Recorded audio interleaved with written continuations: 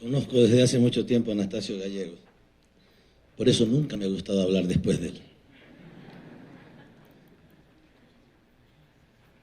Queridos amigos, buenas tardes con todos, con todas.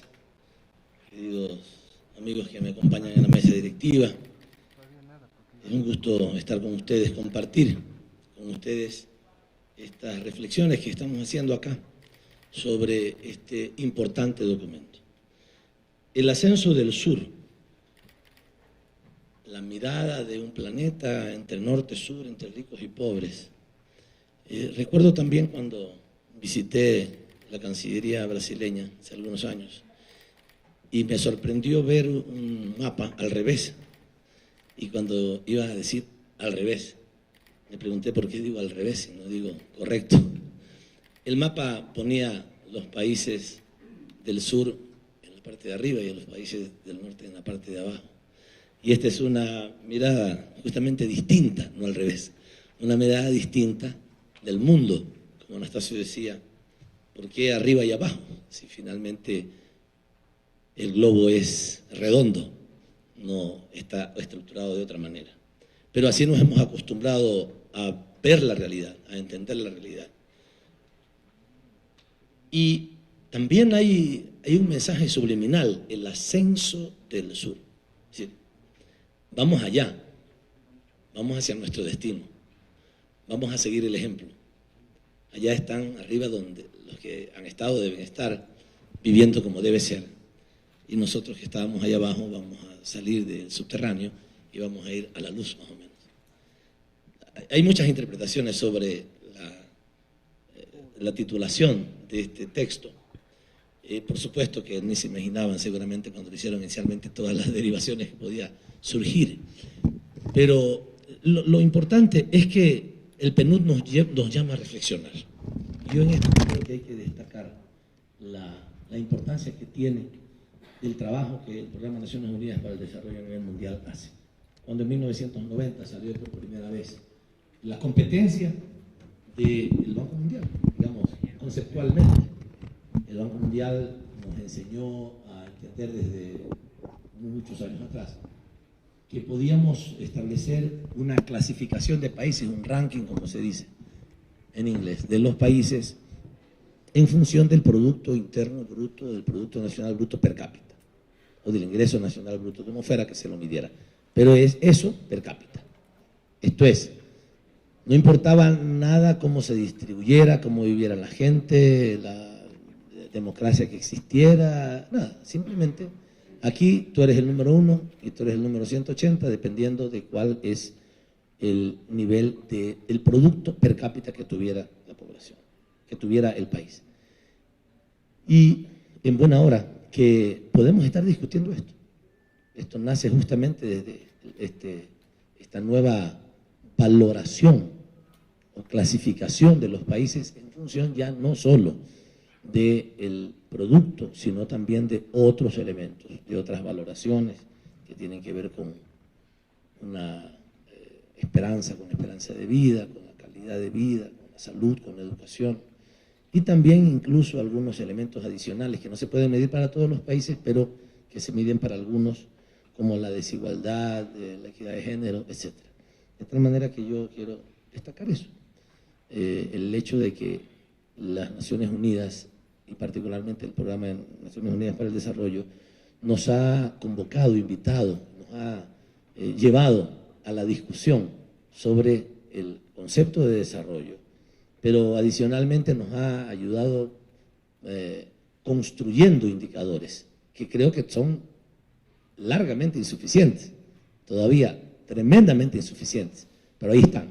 Y también son un llamado a muchas otras personas e instituciones para que desarrollemos esos instrumentos de medición que nos permitan ver más allá de lo que el Banco Mundial nos había acostumbrado a ver, el Producto Interno Bruto.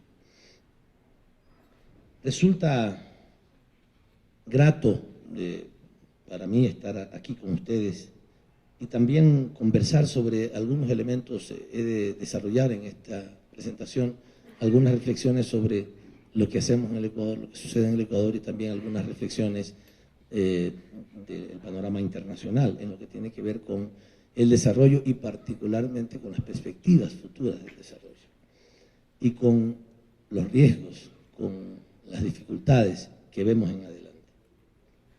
Nadie pone en duda ya que hoy América Latina vive uno de sus momentos más significativos de su historia, en términos de crecimiento económico, que a su vez está acompañado de un alto nivel de estabilidad política, de desarrollo social en casi todos sus países. Y me atrevo a añadir que es consecuencia de esto último, incluso las instituciones regionales que dan cuerpo,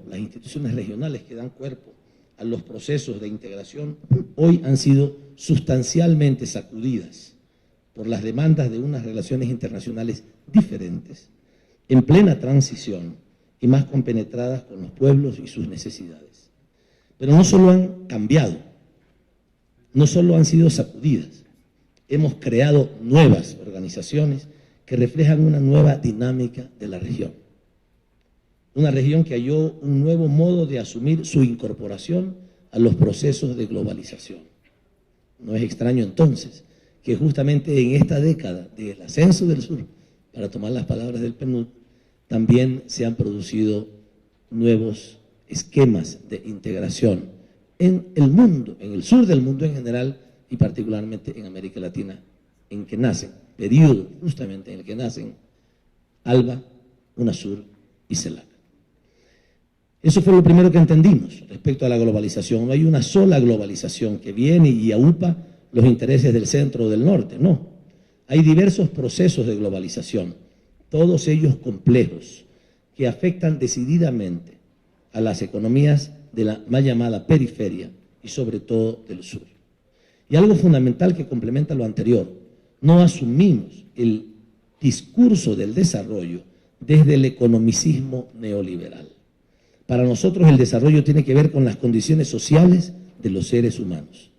Esas condiciones están dadas por una serie de elementos económicos, políticos, culturales. Y como es obvio, tampoco hemos sucumbido al falso recurso discursivo, porque ni siquiera debería llamarle discurso, recurso discursivo del mercado como el mejor asignador de los factores de la producción.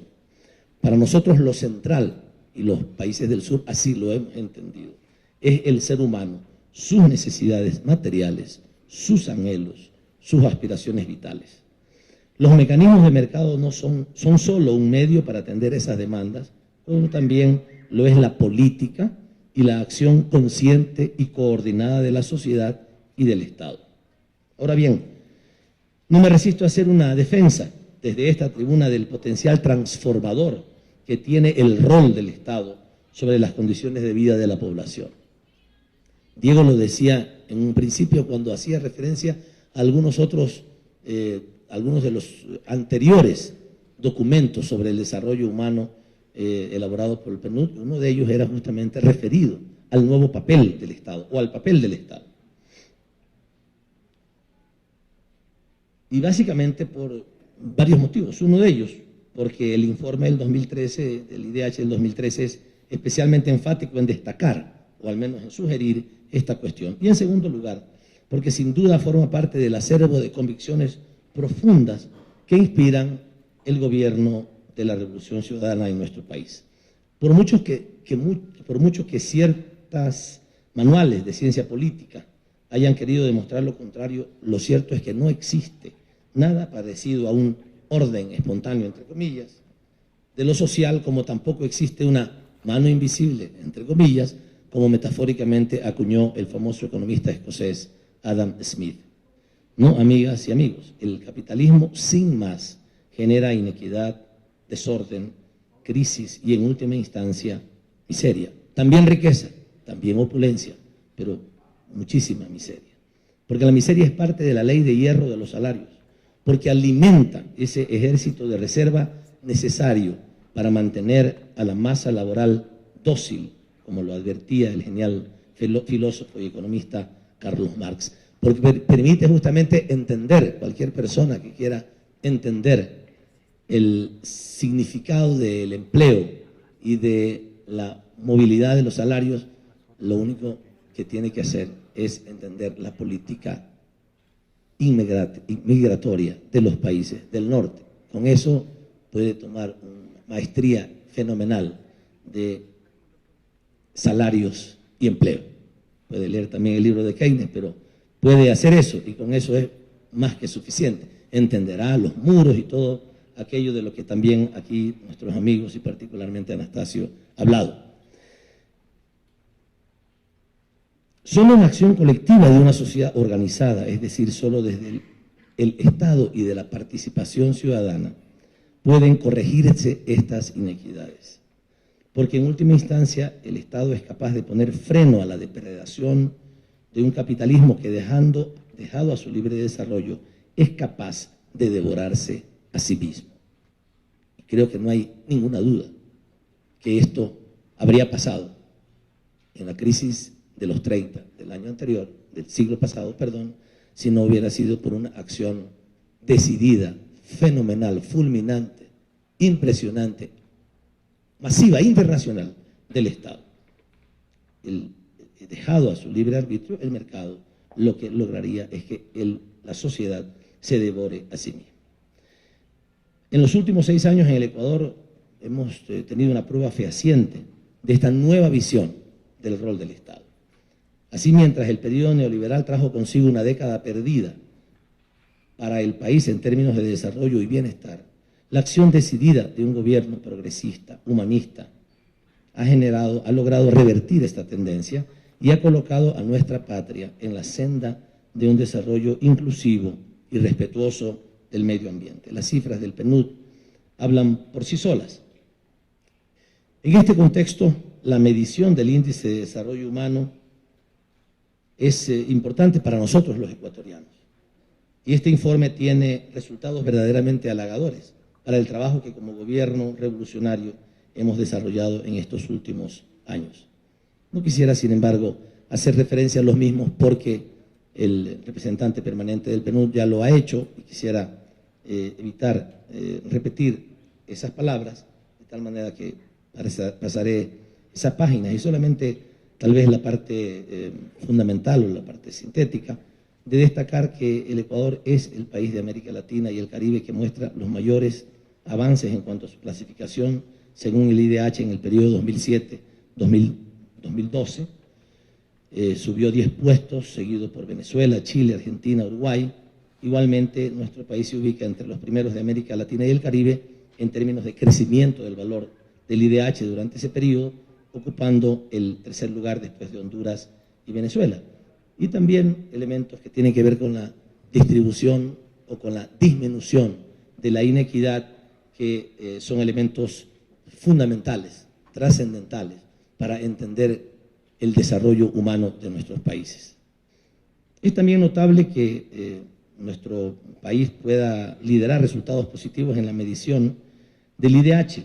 El gobierno de la Revolución Ciudadana ha trabajado y sigue trabajando bajo los principios de la equidad y de la justicia social y bajo el entendido de que el predominio del ser humano sobre el capital es aquel principio que debe guiar, que debe de orientar, que debe ser la base fundamental para el establecimiento de las políticas públicas, de todas las políticas públicas de una sociedad. Por otro lado, debo decir que la gran fuente del cambio en mi país tiene que ver con el ejercicio de la política. Hemos comprendido que las acciones políticas, llamadas también voluntad política, retóricamente, las acciones políticas de nuestro proceso de transformación están orientadas a un gobierno para todos y todas, y en especial para los sectores que han sido más vulnerables, pero no asistiendo sin más, sin evaluación o planificación alguna a quienes no tienen o carecen de mucho, sino entendiendo las demandas sociales desde una dimensión integral, desde la política global de nuestras instituciones y sobre la base de definir políticas públicas permanentes. No se trata solamente de entregar una asignación, de hacer una casita por aquí, de hacer un hospital por acá, de hacer una escuela por acá, sino de definir políticas públicas que puedan ser sostenibles. En esto ha sido fundamental un trabajo de estructuración de definición de una nueva arquitectura institucional de nuestro país. Quiero comentarles brevemente, porque no quiero detenerme tanto en esto, que el Ecuador había vivido como consecuencia no solamente de la inestabilidad política de los últimos años, sino también de la forma de hacer gobierno tradicional de la política ecuatoriana. Cada gobernante que llegaba, con los ministros que llegaban cerca y los funcionarios, le inventaban nuevas instituciones, nuevos ministerios, pero era el ministerio para atender las necesidades, el deseo, el interés del ministro o de las personas o de los grupos de poder que estaban atrás del ministro. Y si tenía suficiente influencia, incluso a veces ni siquiera con el presidente de la República, sino con el secretario general de la administración, y era suficiente para que le creara una institución adscrita al presidente de la República. Eso era lo más importante que se conseguía. ¿Está adscrita? Está bien. Entonces tiene la voluntad política del presidente. Y entonces cuando el presidente Correa llegó al gobierno, tenía como 42 instituciones adscritas, imagínense. Mucho más que ministerios. Y tenía él que estar poniendo al representante, al delegado, ver los problemas que se producían ahí en las reuniones entre ellos, etc. Tuvimos que realmente reinstitucionalizar el Estado. Y a partir de eso, entendiendo los principales ámbitos de la gestión del Estado, incluso la creación de los ministerios coordinadores ha sido fundamental. Y después han tenido que hacerse ajustes, pero ha sido fundamental porque ha permitido orientar adecuadamente el trabajo y no hacer obritas, no hacer acciones determinadas solamente, sino fundamentalmente crear políticas absolutamente integrales, en primer lugar, y en segundo lugar, sostenibles. Y esto quiero destacarlo, porque este es uno de los elementos fundamentales, más allá de algunos otros que han sido señalados en la presentación inicial. Es alguno de los elementos que permite hacer sostenible un proceso de desarrollo como el que nosotros todos buscamos. Entonces, el rol del Estado, la recuperación del rol del Estado, creemos nosotros que es sencillamente fundamental. Si nosotros creemos que es importante lograr, alcanzar estadios de desarrollo adecuado y sostener los mismos, es fundamental que entendamos la importancia de la recuperación del rol del Estado, pero no solamente para definir determinado tipo de políticas, sino y particularmente en una sociedad globalizada, interconectada y desigual en el mundo como la que tenemos, es necesario que ese rol del Estado cumpla algunas funciones que van más allá de lo que podría en el lenguaje técnico del PNUD llamarse políticas públicas integrales o políticas sociales, etcétera, sino también recuperación de recursos que son fundamentales para el desarrollo. Porque si eso no lo vemos, si eso no lo entendemos, es muy difícil que en base a los niveles de repartición de la riqueza natural que tenían nuestros países sea posible lograr el desarrollo. Por ejemplo, era muy difícil, digámoslo, no quiero decir imposible, pero era muy difícil, o habría sido muy difícil entender que el Estado ecuatoriano, la sociedad ecuatoriana, hubiera alcanzado los niveles de desarrollo que hemos alcanzado si no hubiéramos recuperado el control del Estado, pero un verdadero, efectivo, el control del Estado y recuperación de los recursos naturales en favor del pueblo ecuatoriano. Todo lo otro podía haber sido muy bonito, pero simplemente no había cómo sostener, no había cómo financiar el desarrollo, porque el 80% de los barriles de petróleo que de nuestro país salían se lo llevaban las transnacionales y el 20% se quedaba. Ahora el 20% se lo llevan y el 80% se queda. Esa diferencia es fundamental. O sea, eso no se trata solamente de qué nuevas políticas técnicamente bien definidas, estructuradas, pudieran tener el Estado, sino también la importancia y la necesidad de recuperar los recursos naturales.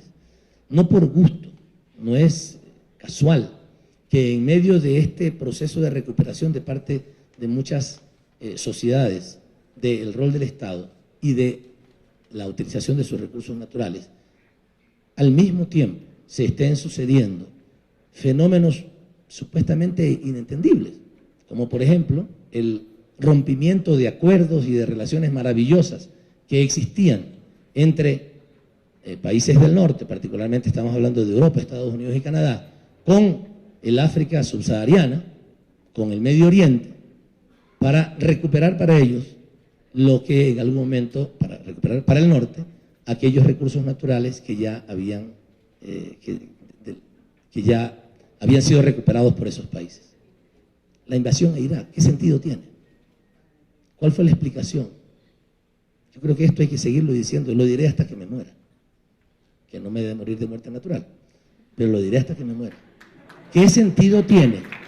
¿Qué sentido tiene la guerra, la invasión a Irak? Todas esas mentiras, ya puedo pasar las mentiras, pero lo que no puedo pasar son los centenares de miles de muertos en Irak. No puedo entender. O sea, como ser humano, ya no como ministro de Relaciones Exteriores, como funcionario del gobierno de la Revolución Ciudadana, como ser humano. Ustedes podrían entender que, no sé, las cifras siguen siendo todavía un misterio, ¿no? Pero las más conservadoras hablan de 200.000 muertos. Algunas dicen 1 millón de muertos, no sé, pero saquen el dato que quieran. Piensen ustedes, ¿cuántas personas hay aquí? 100, 200. 1000 veces este auditorio, lleno de muertos. ¿Pueden entender? Porque ahí se tenían armas de destrucción masiva que nunca aparecieron. Porque ahí financiaban Al Qaeda que nunca apareció. Y todo eso con impunidad. Que siga ese señor Bush todavía paseándose por las calles de su país, que seguramente ahora tendrá algún miedo de salir del país porque a lo mejor se encuentra con algún Baltasar Garzón que lo atrapa. Es terrible esto que pasa. Y uno puede decir, bueno, desde el punto de vista humano, no, qué dolor, sí, qué dolor. Y de verdad que es terrible. Pero tiene que haber una explicación. Y la explicación es esa, la conquista de los recursos naturales. Para tratar de sostener lo insostenible, de sostener el sistema de vida de los países del norte, que se ha basado también en su propio desarrollo tecnológico, etcétera, pero también particularmente en los recursos del sur, del llamado sur. De tal manera que cuando hablamos de la recuperación del rol del Estado y de la política, también tenemos que hablar de esto, de la recuperación de los recursos naturales, de nuestra Amazonía. Cuidado con nuestra Amazonía y con nuestra agua. No para que sirva solamente para nosotros, no, somos ciudadanos universales. Así tenemos que entendernos. Otros no nos entienden así, otros nos entienden como vasallos universales. Pero nosotros debemos entendernos como ciudadanos universales. Y el agua, y el ambiente, y la Amazonía debe ser para el mundo entero. Pero cuidado, que hay alguna gente que ya está en algunos lugares estudiando a ver cómo declaran a la Amazonía Patrimonio Universal de la Humanidad para que sea manejado por las Naciones Unidas, en donde hay 5 países que tienen capacidad de veto y tendrán la capacidad de decidir sobre nuestra Amazonía. Después de que depredaron el mundo entero, e incluso nuestras naciones, ahora se van a querer apropiar también de nuestros recursos. El rol del Estado también en tomar decisiones sobre todo un sistema internacional. Y estoy aquí refiriéndome justamente a los aspectos que tienen que ver con las últimas reflexiones sobre la sostenibilidad del proceso y la sostenibilidad del proceso del sur. Esto va a tener repercusiones en el norte, por supuesto, si así seguimos entendiendo el mapa, porque así nos lo han enseñado. Pero va a tener repercusiones en el norte. Cuando se reflexiona sobre la deuda externa en el Ecuador, los efectos no son muy grandes en el mundo, porque con más de 900 millones de dólares readquirimos 3.000 millones de dólares de una deuda requete contrapagada, de una deuda ilícita, ilegal, bueno, terrible. Pero cuando España tenga que decir revisemos o hagamos una auditoría de nuestra deuda externa, las cosas serán distintas. Cuando Islandia tomó la decisión de no pagar la deuda externa, se salvó de las inclemencias del Fondo Monetario Internacional. Estoy haciendo entonces referencia a elementos que tienen que ver con lo que se denomina ahora la gobernanza mundial. En un mundo globalizado y en un mundo con muchas dificultades para poderlo hacer sostenible, es fundamental cuando los crímenes son globales, cuando los resultados positivos de las acciones de los seres humanos también son globales, cuando los efectos de la acción del ser humano sobre la naturaleza son globales. Es necesario transformar radicalmente la gobernanza mundial. Y eso nos tiene que llevar a entender este problema como un problema de sobrevivencia.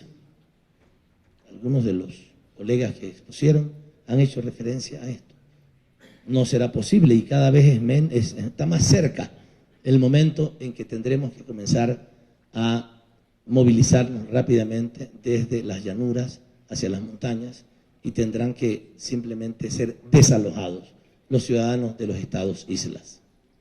Hace poco veía una información de que después de algunas décadas, 170 ciudades de los Estados Unidos tendrán que desaparecer por el calentamiento global de los Estados Unidos. No digamos los estados islas, que dentro de realmente de muy poco tiempo tendrán que comenzar a ser evacuados. Pero ¿qué estamos esperando? ¿Qué estamos esperando para tomar decisiones de otra naturaleza?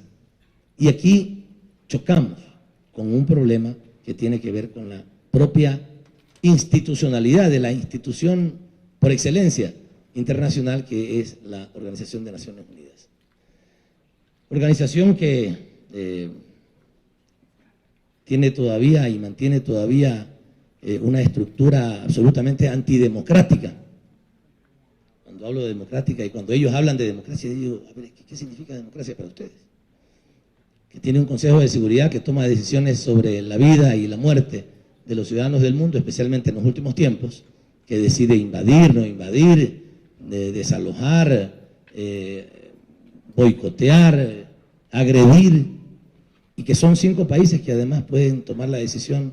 ¿Quién les dio? Claro, la historia les dio ese derecho, pero esa historia ya pasó.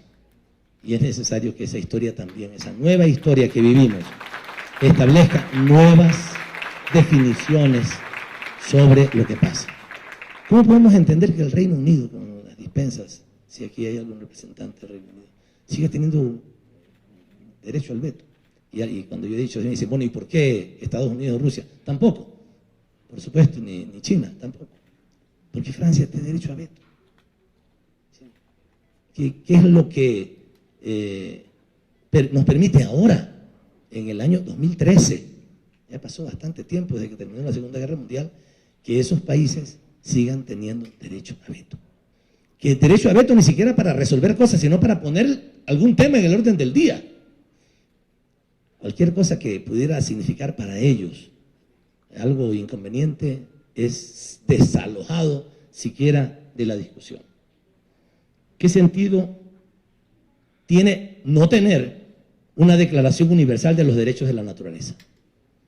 Y qué difícil es lograr eso. Nosotros desde el Ecuador estamos trabajándolo, conversando, primeramente con nuestros amigos más cercanos, para hablar sobre esto, para hablar sobre la vida, que ya no importa si es capitalismo o socialismo. Como dice el presidente, si es de derecha, de izquierda, de arriba, de abajo, no, todos nos vamos. Ya no importa qué pensemos, qué creamos, qué diferencias tenemos, simplemente nos vamos. Y la naturaleza, a esa madre nuestra, que nos da la vida, que nos permite seguir sobreviviendo, ni siquiera la cuidamos. Tal vez eso podía entenderse hace 200 años, porque todavía no sabía ese riesgo. Pero ahora, cuando todos podemos entenderlo, cuando todos los científicos nos revelan, nos dicen, nos insisten en que es necesario cambiar las cosas. Podrán algunos países, y aquí hacía referencia Anastasio al caso de Libia, qué interesante referencia, qué crecimiento tan alto, pero para algunos ya no les servía como antes les sirvió, y antes hacían cátedras con el nombre de Gaddafi en algunos países, y ahora ya no hacen cátedra con él, sino que lo asesinan. Esos países, ¿a dónde irán? Irán, salió otra, dije Irán, pero no el país, sino ¿a dónde irán? Del verbo ir. ¿Qué pasará con sus recursos naturales? ¿Cómo se desarrollarán si ya no son dueños de esos recursos naturales? ¿Qué tipo de desarrollo tendrán? ¿Qué nivel de dependencia tendrán? ¿Qué sentido tiene que siga existiendo el Fondo Monetario Internacional? ¿Qué sentido tiene? Díganme ustedes. Lo único que ha hecho es destruir países. No sé cómo llamarle, fondo de muerte internacional, alguna cosa, tiene que cambiar el nombre. O sea, no puede seguir existiendo un organismo que ha demostrado hasta la saciedad que solamente tiene capacidad de destruir la vida de los países. Y es demostrable. Son demasiadas las experiencias, los conocimientos que tenemos sobre lo que ha hecho. Y ahora que lo está queriendo hacer en Europa, por supuesto, porque hay una inercia que los lleva hasta allá, ya los europeos le dicen, no, ahí para, ya con nosotros no sigas. Igual que las agencias calificadoras de riesgo. O sea, al Fondo Monetario le han dicho, ya para con esa ansia depredadora que tienen. Tranquilízate, déjanos nosotros, el Banco Central Europeo, vamos a poner las cosas en orden. Pero tú, ya, niño malcriado, has incumplido tanto las cosas, no necesariamente en contra de ellos, pero has hecho tanto daño a tantos países que aquí no te metas. Y lo sacaron del lugar, siendo que además es de nacionalidad francesa la señora que dirige el Fondo Monetario Internacional. Le dijeron, ya, no queremos más, nosotros nos encargamos de hacer las cosas acá. ¿Qué sentido tiene que siga existiendo un organismo de esa naturaleza? No solamente porque son ineficientes, sino porque son realmente depredadores, por el daño enorme que le hacen a nuestras economías, porque no van a permitir que sea sostenible ese ascenso del sur, porque nos van a cortar la escalera y no van a dejar que sigamos subiendo. Afortunadamente nosotros nos desligamos, por lo menos muchos países nos desligamos de esa relación, y muchos otros también comienzan a desligarse, a no hacerle caso, o no necesitarlo, mejor todavía, que no lo necesitemos. Pero ellos, por ejemplo, han sido los responsables de todos los procesos, una buena parte de los procesos de endeudamiento, de sobreendeudamiento, de renegociación de nuestros países, con todo el daño que le hicieron a nuestros países. Por ello, cuando hablamos de estos temas, yo invito, por eso decía, la importancia de la política en esta discusión. Yo invito a que también reflexionemos sobre estos temas, porque el tema del poder es fundamental. Y lastimosamente esto no se revela en el documento. Y es necesaria una crítica a esto. Posiblemente no sea así porque también hay intereses, hay personas que financian la elaboración del documento. Pueden tener muy buen corazón, pero no llega a tanto. Finalmente, las estructuras de poder mundial, esas estructuras de poder mundial van a hacer difícil que estos procesos de desarrollo endógeno, independiente, soberano de muchos países puedan sostenerse. Y también hay que pensar en lo que pasa en el norte. El otro día, Jean-Luc Mélenchon, que todavía anda por ahí dando vueltas y haciendo denuncias sobre lo que pasa en Europa, decía que no podemos tampoco pensar que no importa si no se desarrolla bien o si sigue faltando a la clase de crecimiento de Europa, porque eso afecta seriamente pues, al desarrollo del conjunto de países por el nivel de interconexión mundial que tenemos. La Organización Mundial del Comercio, si ya ha sido hecho por todos, quienes han intervenido acá y en el mundo entero se sigue, digamos, ya repetimos, ahora repetimos lo que antes, en lo que antes no creíamos, pero repetimos que el libre mercado, que la simple disminución de los aranceles no es el camino para el desarrollo, que es importante ampliar el comercio, sí, pero que el libre mercado no alcanza de por sí los resultados esperados, y la OMC sigue con la idea de mantener eso como una línea fundamental de orientación para el desarrollo de nuestros países. Hay entonces que todavía hay que tomar decisiones a nivel mundial. El tema es muy difícil, por supuesto, porque las estructuras de poder a nivel mundial no son estructuras de poder fáciles de vencer. Si hacer declaraciones entre dos países, a veces es diferente porque entran los técnicos a discutir y no se ponen de acuerdo, etc. Ayer, que teníamos la cumbre del ALBA, nos desbarató el presidente Correa totalmente la declaración que habíamos hecho. Semanas, meses enteros de discusión y en buena hora que lo hizo, porque no decía nada. La declaración que habíamos hecho no decía nada. Instamos a los países a seguir pensando en nuestras amistades. Ojalá continuemos con estos procesos de acercamiento. Hasta ahí podemos llegar, porque la dinámica, la metodología que usamos en las relaciones internacionales son metodologías que buscan normalmente mantener el statu quo. Y el statu quo tiene que ser derrumbado. Así que hay mucho trabajo que hacer para todos los que estamos en el área internacional. El tema de solución de controversias a nivel mundial. Qué injusto es el sistema que vivimos, pero qué tremendamente injusto. Nosotros tenemos dos casos, Chevron y Oxy, no se lo voy a relatar aquí por supuesto, solamente para llamar la atención sobre la gravedad de esto. A este país que ha tenido tan importantes indicadores, y no solo indicadores, sino mejoramiento del nivel de vida de la población, no pueden quebrar dos decisiones judiciales internacionales. La una que nos manda a pagar 2.000 millones de dólares y la otra 18.000 millones de dólares. Quebramos. O nos convertimos, como ellos dicen, en parias internacionales y tendremos que decir como una hormiguita frente a un tren, avísenme aquí y aquí nos ponemos a pelear. Nos pueden destruir totalmente una institución, esa institucionalidad que se llaman los tribunales internacionales de arbitraje, constituidos por personas que culturalmente, incluso, culturalmente desprecian a los países del sur y que además tienen intereses absolutamente encontrados, porque son al mismo tiempo jueces, pero al mismo tiempo son parte de los consorcios transnacionales y que fallan permanentemente en contra de nuestros países. De tal manera que quiero llamar la atención sobre estos elementos que no han sido planteados, incluidos en este documento y que me parece que es necesario que lo podamos hacer. Y en lo que tiene que ver con la política nacional también. No habría sido posible en el caso del Ecuador, me quiero referir a los otros países hermanos que tienen sus propias características y que han sido aquí particularmente relatadas tan brillantemente por los embajadores de México y de Brasil. Y sus procesos particulares de desarrollo, de mejoramiento de la calidad de vida indiscutible. Pero en el caso de nuestro país, si no hubiera sido por una especial dinámica política que se siguió con la presidencia y liderazgo de Rafael Correa, todos estos elementos que ustedes como profesionales, estudiosos, intelectuales,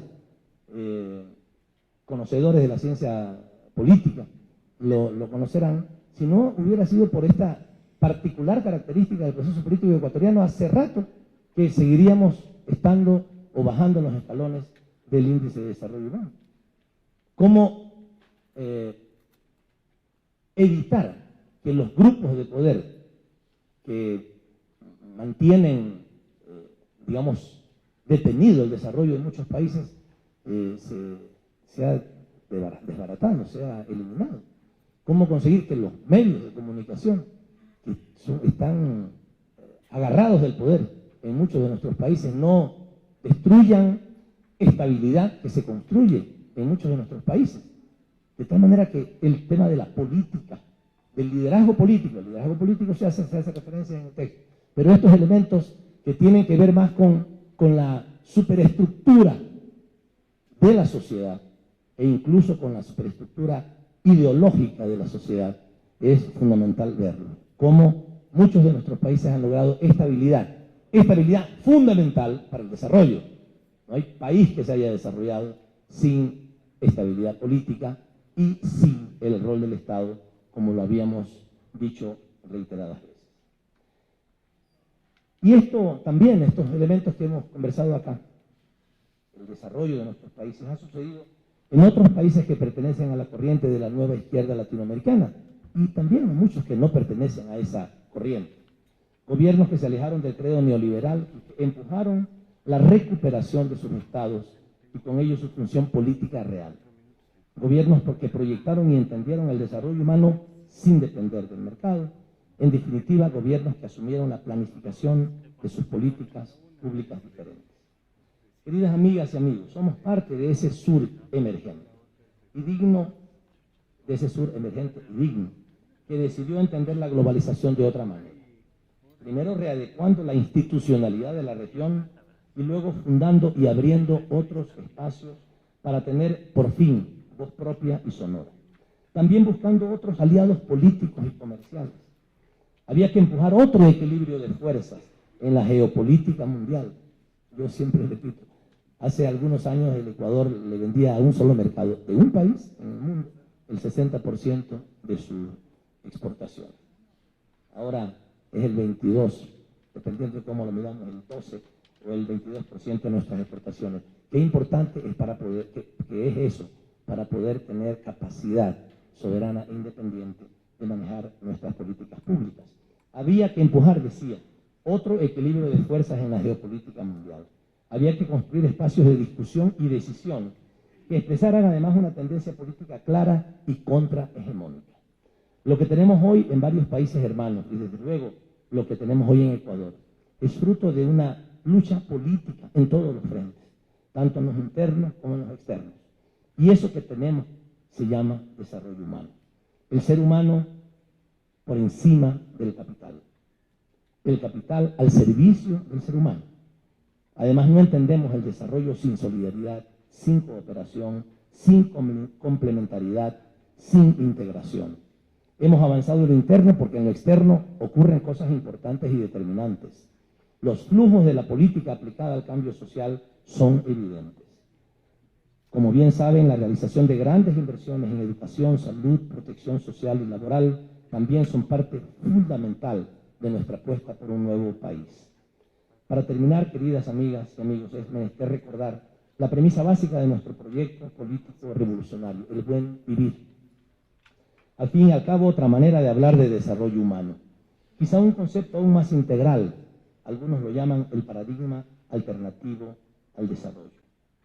El buen vivir es una hoja de ruta que nos impulsa a valorar la relación armoniosa entre los seres humanos, a respetar la diversidad étnica y cultural, a trabajar juntos en pos de la utilización pacífica, intercultural, fraternal y libre de los espacios públicos, para lo cual, claro, hay que crearlos y entender cuál debe ser su carácter, respetando las características de nuestra sociedad, para construir libertad, verdadera libertad, no solamente la libertad de expresión de algunos, la libertad de expresión de todos, y también el derecho a una información adecuada, a respetar la relación hombre-naturaleza, a manejar con responsabilidad los recursos que nuestra casa natural nos brinda y nos presta, y a entender la riqueza natural como economía social. Al desarrollarnos, no queremos simplemente perseguir los actuales modelos o estándares del estilo de vida de esas películas que siempre tienen un buen final. La vida es mucho más rica, más compleja, y requiere de mucho más que una butaca de asiento para construirla colectivamente. Muchas gracias.